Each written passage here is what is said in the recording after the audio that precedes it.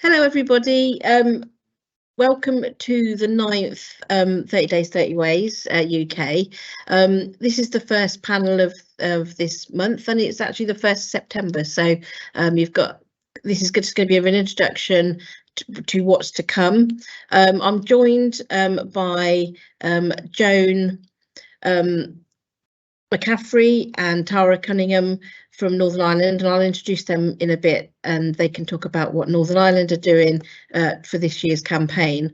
But first, I wanted to just give you a bit of a background on this last year's campaign, and a bit of a background about why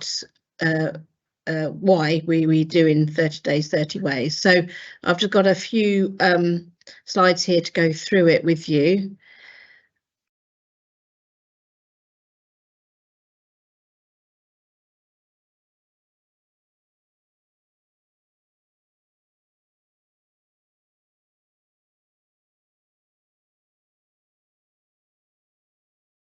So we do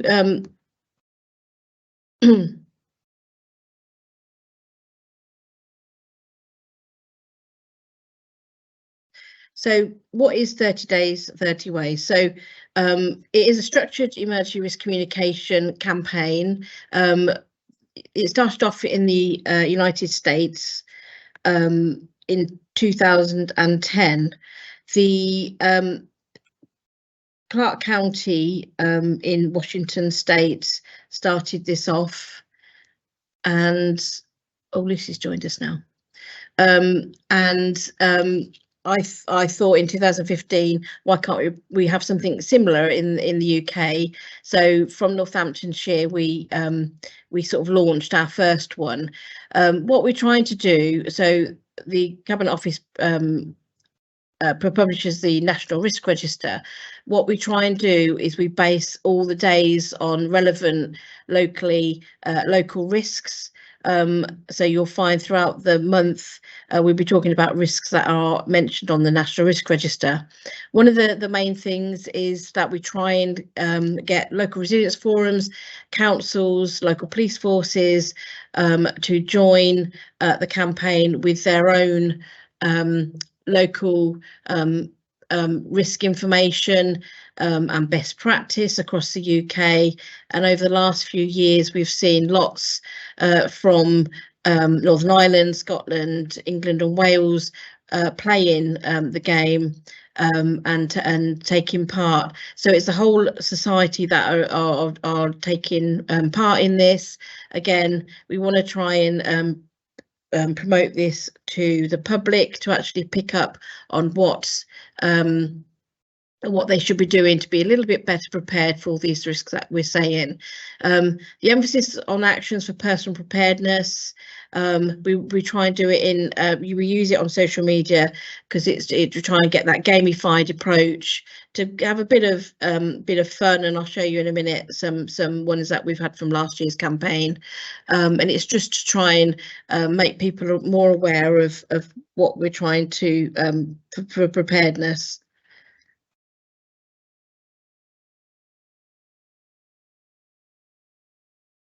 Last year, the 2022, we produced an annual report, as we have done every year. Last year, we had 2.9 million reach on Twitter.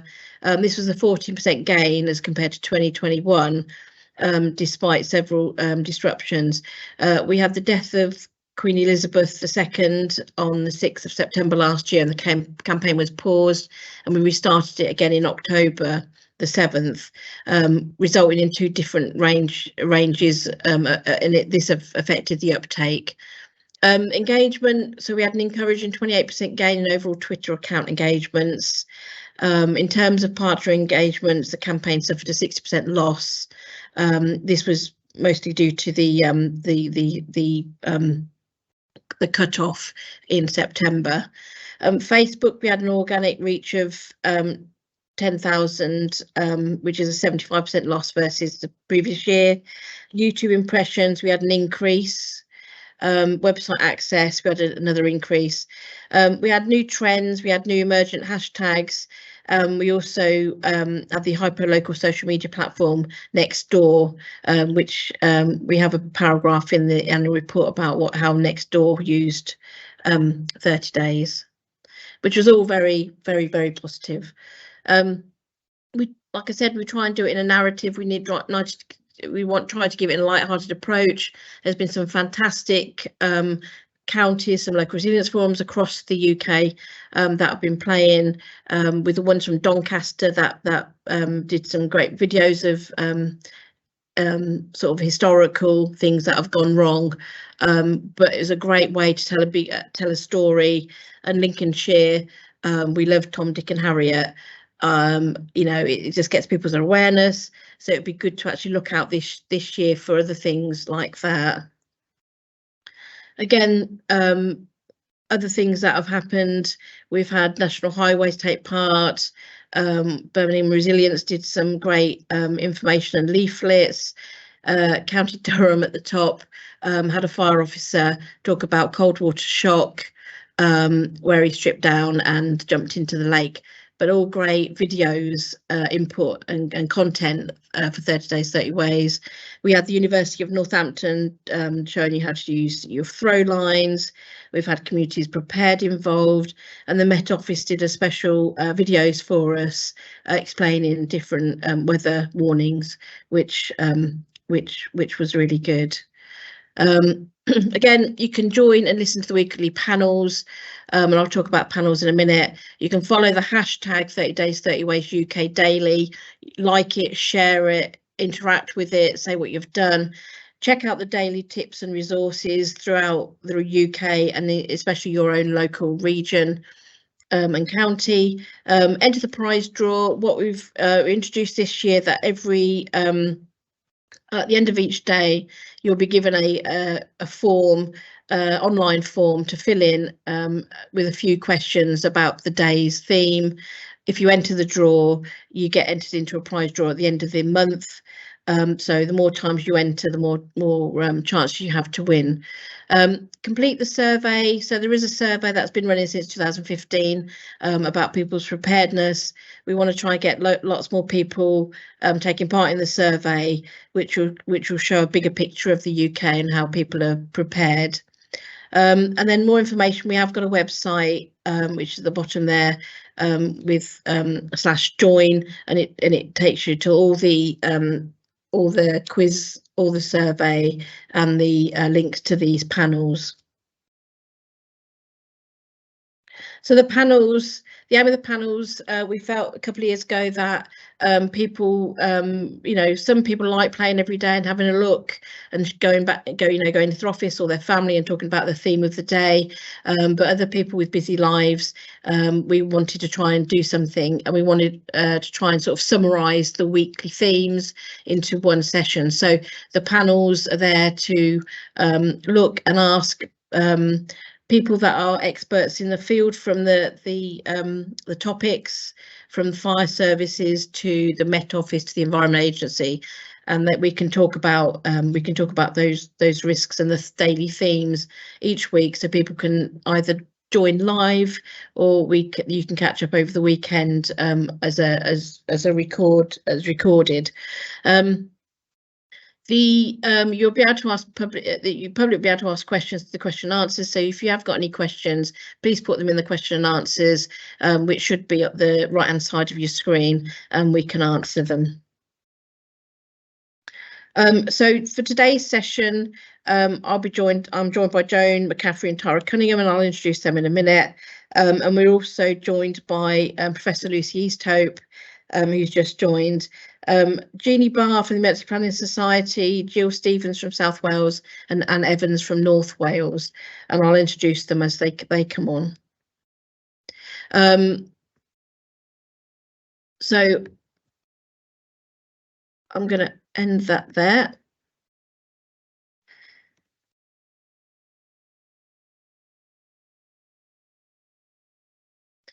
So that's a brief look at what the campaign and last year's campaign was. I don't think I've got any questions in the chat at the moment. So what I'm going to do now is I'm going to come on to you, Joan, to talk about Northern Ireland. Hi everyone. Yeah, thank you, Joanne, and thanks for the invitation to the panel here. And looking forward to another 30 days, 30 ways. And in Northern Ireland, we tag along our branding, which is Be Ready NI. So I have my team member here as well, Tara Cunningham, who leads the campaign in Northern Ireland and works across many of our multi-agency partners to develop messages on. I think you have 20 days this year that we filled and working with the national campaign. So Tara will talk a wee bit more about detail. I suppose our job in Northern Ireland is very equivalent to the LRF project managers. So we have 3 emergency preparedness groups in Northern Ireland, and we work very closely with our Cat 1 responders and all our other multi-agency partners. We have a regional community resilience group in Northern Ireland and a public information and media group, and they really are pivotal to the work of cascading this message on a consistent basis across all of our partners, and also trying to ensure that we're working very closely with our public. This year, we've probably raised the bar in relation to our communication. We've been working very closely with NCSR and have developed 2 pilots, community resilience pilots, looking at broadening the breadth and depth of our consideration of risk for public and community engagement. So one of those councils is a cross-border, or a council on the border, Derry City and Strabane District Council, and the other is a Mid and East Antrim Council. So we're working with those communities very closely and looking at to mainstream that, and hopefully that will improve next year. We also, as a part of our regional community resilience group, we text and email over a reach of over 1,000 different people across the 11 council areas in Northern Ireland, usually and normally about severe weather risk. However, this year then we're also cascading that message on those 20 days out to those directed to those members of the public. So looking forward to the month, and thank you, I suppose, for being able to be an integral part of this. It's been fantastic really to piggyback on all the good work that's already gone on in the past, and certainly as Northern Ireland do, we like to make it a wee bit different and special, and we've done that with our Be Ready NI campaign. So I'll just pass over to Tara, who, as I say, is leading the project here in Northern Ireland and has done a fantastic job. Thank you, Joan. And my name is Tara Cunningham. I'm the Resilience Officer, and I work alongside Joan in the local government civil contingencies team. I am heavily involved in the communication of our emergency plan and messages to the public and communities in Northern Ireland, especially in this campaign. As Joan has already said, we've taken part in the campaign for a number of years.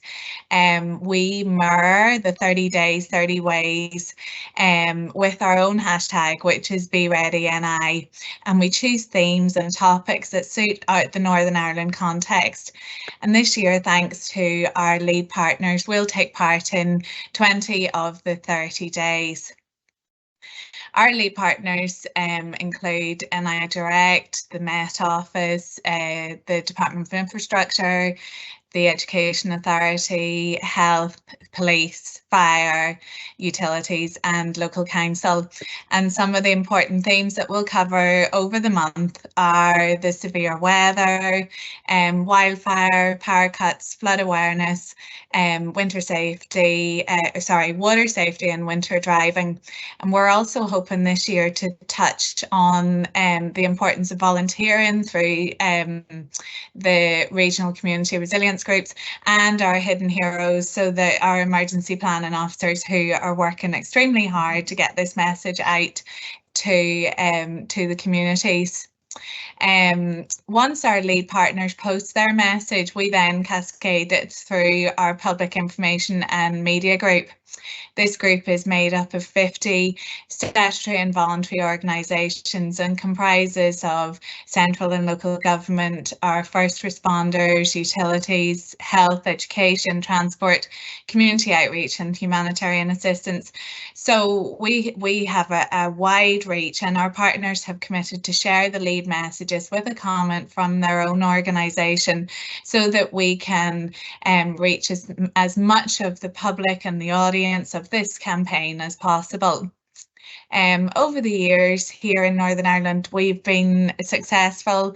One of our partners, Belfast City Council, has been named as a lead influencer over this last number of years, and the public and partner participation has remained consistent.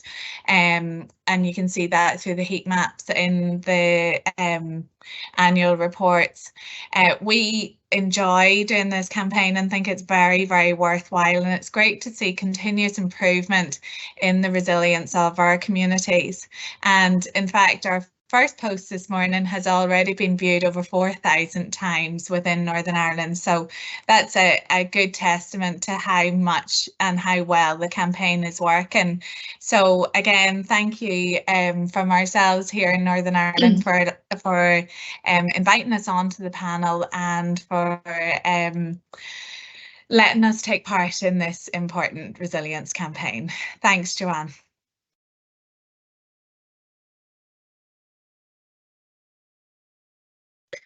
Thank you, Tara. Thank you, Joan. And I must admit, the sort of hashtag Be Ready Northern Ireland, I mean, that's fabulous. It'd be good to get one for perhaps, you know, for England as well as Wales. Unfortunately, we're not joined by Scotland or Wales. We were supposed to be, but I think it's some technical difficulties them joining. But they will hopefully be here at the end of the month. On the last Friday of the month to talk, so we can catch up with how they've done in their own campaigns this month's campaign. Yeah, it's great to see so much, and there's so much activity already today. And as things pick up speed, I'm hoping that, you know, let's get it trending. Let's get 30 Days, 30 Ways UK trending. And on another point is that we've also joined by I was going to say South Wales. It's not South Wales, it's South Australia. So South Australia is also taking part in 30 Days, 30 Ways AUS for Australia. So that's absolutely fabulous. And obviously the Americans still have their campaign going. So different parts, you see Tara's map behind, you could have put flags in. Different parts of the world are playing this, and we did invite the Americans to join the panel, but it would have been 3 o'clock in the morning there, and it'd probably be 3 o'clock in the afternoon in Australia, so we'd never be able to catch up. Anyway, we're also joined by Lucy Easthope, so I'd like to come over to Lucy now. So Lucy's an expert and advisor on emergency planning and disaster recovery. She's a professor in practice of risk and hazard at the University of Durham, and Lucy's also written the book When Dust Settles, which I have listened to on my Audible coming into the office. It's absolutely fantastic, and it really sort of is a great read, especially if you're an emergency planner, about what Lucy's experienced. So Lucy, I'm going to bring you on now. Could you sort of just let us know with how you've felt the campaign sort of last year went, and the importance of sort of people playing along with this campaign and all the organisations that sort of make up as our partners, and how the importance of all of us working together is. And I'll send you live now. Oh, hello everybody, and thank you for all your work on this. Every year it comes around and you put so much effort in. I was actually just in the middle there of tweeting a welcome to 30 Days, 30 Ways Oz, because that's lovely to know that they're with us on that as well. And I like to consider myself responsible for at least half of the Twitter increase that you saw last year, because anybody who does follow me, you know that the rules are that you immediately follow me, then immediately mute your notifications and bury the phone in the garden, because I tweet relentlessly and through the night. What I love actually about 30 Days, 30 Ways UK is being able to signpost the questions that I get all year from non-emergency planners. Actually, that's where I'm really finding my voice. You've always known me very well in the emergency planning community. You've always been my family. But what's nice about since the book came out, just people asking really sensible, really broad questions on how they can find this stuff out. So knowing that September's coming round is always really great for me, and you'll see me tweeting over the next few days to say, look, these are things you can do. I think there's a few challenges we're all very worried about. A lot of things. The National Risk Register in the UK has just landed for England and Wales. We've obviously got a big announcement today around things like school safety and the reinforced concrete issue. So we've got various things bubbling up in emergency planning. And so for me, we need to really keep the momentum that people know where to come for good, safe advice. So that's a huge, important part of this. And also that we're kind of speaking collectively, we're sharing ideas, which was a lovely part of your earlier talk. I think the other thing, and I talk about this with comms colleagues a lot, is that we are in a bit of a post-truth, post-trust era. So I think there's a couple of responsibilities on us as communicators. One is to not talk down and to not shame and to not to sort of harass in emergency management.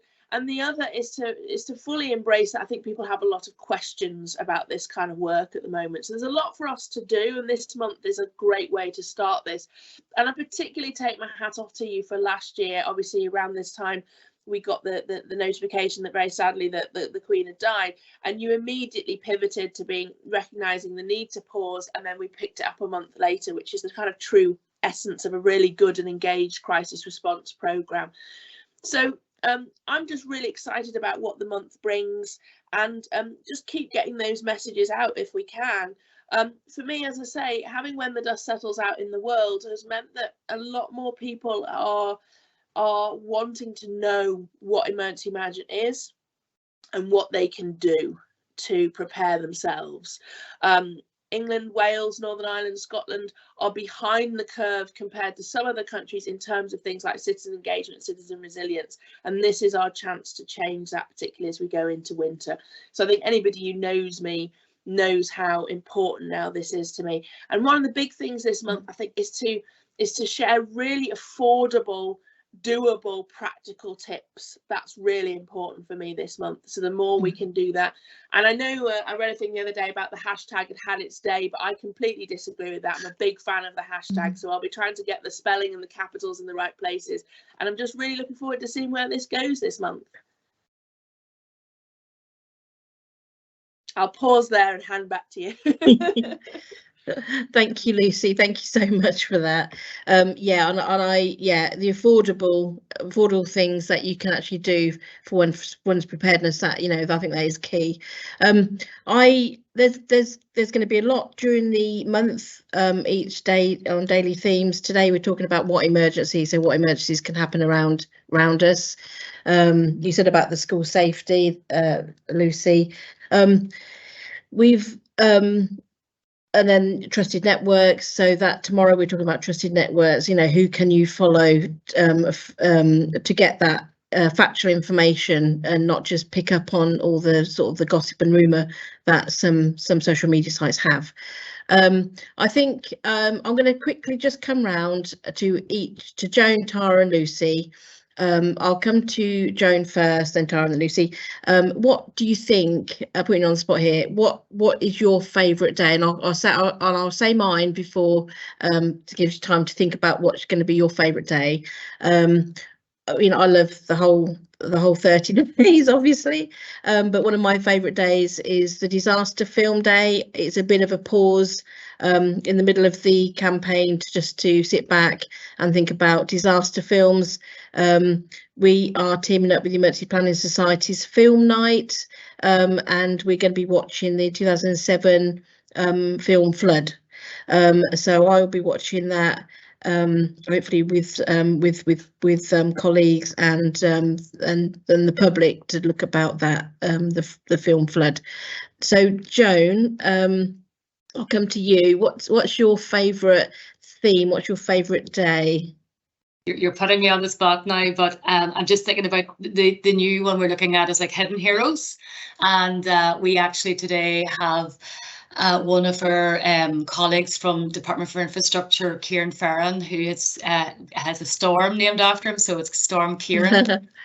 So I just think that hidden heroes and really having you know, a network of people that we all trust and work very closely with us together, and you know, appreciating that, and also you know, showing that appreciation as well. I think it's a really good one, because sometimes we go from crisis to crisis and never really appreciate, you know, all the work that's been done. And so that hidden heroes piece, I think, is going to be a really nice day for Northern Ireland. Yeah, no, definitely, I like that. Tara, what's yours? I like yourself, Joanne. I like a lot of the days, but one of our project pieces for the next year or so is to bring children online and to help them to understand emergencies and what they can do, what little things they can do in an emergency.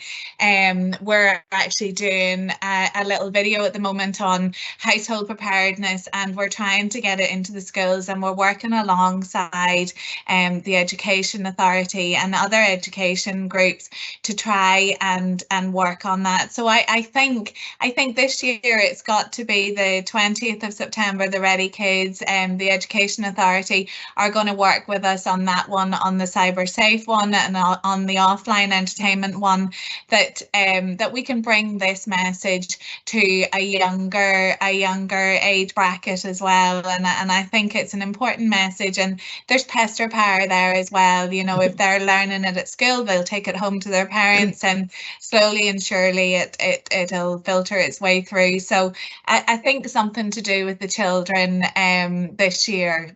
That's great. I love that pester power. Yeah. Lucy, I've experienced it myself here, so yeah. on many occasions, and it's sort of okay, I'll do it. That's great. Lucy, now come to you. What's your favourite? Yeah, well, you've stolen all of mine. So a quick summary, really. I clear the diary for EP movie night. Somebody's gonna have to remind me what night that is, but I love it, a bit of EP movie night. I love any day that we discuss go bags and kit bags, yes, because that inevitably fires up the world of emergency planning and response, and I'm very here for that. I love the days that I can share my household preparedness. And my answer actually was going to be very similar. I think the kids' messages this year are really important, and we know that both Scouting and Girl Guiding and others are really taking this on board. So this is one where we really need to get the messaging right. There is nothing frightening or fearful about engaging your children and young people around preparedness. So those days are going to be really important.